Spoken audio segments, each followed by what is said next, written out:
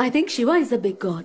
ఆయన భార్య చనిపోయిన తర్వాత ఆమెను భుజాల మీద వేసుకుని ఇండియా అంతా తిరిగి తిరిగి వచ్చాడు కదా. ఏ దేవుడు తన భార్య చనిపోయిన తర్వాత సామాన్య వ్యక్తిలా ఎత్తుకుని తిరుగుతున్నాడో ఆయనలా దేవుడు అవుతాడో చెప్పు. చెప్తా విను. దక్షుడు కూతురు దాక్షాయన్ని శివుడు వివాహం చేసుకుంటాడు. ఒకరోజు అగ్నిదేవుడి యాగం చేస్తుండగా దక్షుడు ఎంటర్ అవుతాడు. అతన్ని చూసి అందరూ గౌరవంగా నుంచుంటారు, ఒక శివుడు తప్ప. అది మనసులో పెట్టుకుని శివుడి మీద ప్రతీకారంతో దక్షుడు ఒక యాగం మొదలు పెడతాడు. ముల్లోకాల్లో దేవుళ్ళందరికీ ఆహ్వానం పంపిస్తాడు. తన కూతురు దాక్షాయని ఇంకా శివుడికి తప్ప తన తండ్రే కదా అని పిలవకపోయినా యాగానికి వెళ్తుంది. శివుణ్ణి ఎందుకు ఆహ్వానించలేదని నిలదీస్తుంది. అప్పుడు దక్షుడు శివుణ్ణి కించపరిచే విధంగా మాట్లాడతాడు. పులితోలు కప్పుకునేవాడు, కపాలాల మాల ధరిస్తాడు, శ్మశానంలో నివసిస్తాడు, అలాంటి వాడిని ఎందుకు ఆహ్వానిస్తానంటాడు. ఇది విన్న దాక్షాయని, నా భర్తని అవమానించిన వాడి కూతురుగా నేను ఈ లోకంలో ఉండను. ఈ శరీరంతో ఈ లోకంలో తిరుగుతుంటే దక్షుడు కూతురు దాక్షాయని అని పిలుస్తారు. ఆ పిలుపు నాకు వద్దు. ఇంకో జన్మెత్తి శివుని మళ్లీ వివాహం చేసుకుంటా అని మంటల్లోకి వెళ్లిపోతుంది. ఇది తెలిసిన శివుడు రుద్రుడవుతాడు. చలనం లేని దాక్షాయని తన భుజాల పైన వేసుకుని శివతాండవం చేస్తాడు. బాధతో భారతదేశం మొత్తం తిరుగుతాడు. శివుడు తలుచుకుంటే తన భార్యను బ్రతికించడం చిటికలో పని. కాకపోతే ఆమె ఆఖరి మాటలకు గౌరవం ఇచ్చి ఆ ప్రయత్నం చేయడు. ప్రేమించిన వ్యక్తి దూరమైతే ఒక మనిషి ఎలా బాధపడతాడో అలానే బాధపడ్డాడు. మనం వాళ్ళని చూసి ఇన్స్పైర్ అయ్యి మన జీవితంలో కష్టాలను ధైర్యంగా ఎదుర్కోవడం కోసం మన దేవుళ్ళు మనకన్నా ఎక్కువ కష్టాలు వాళ్ళ లైఫ్ లో అనుభవించారు.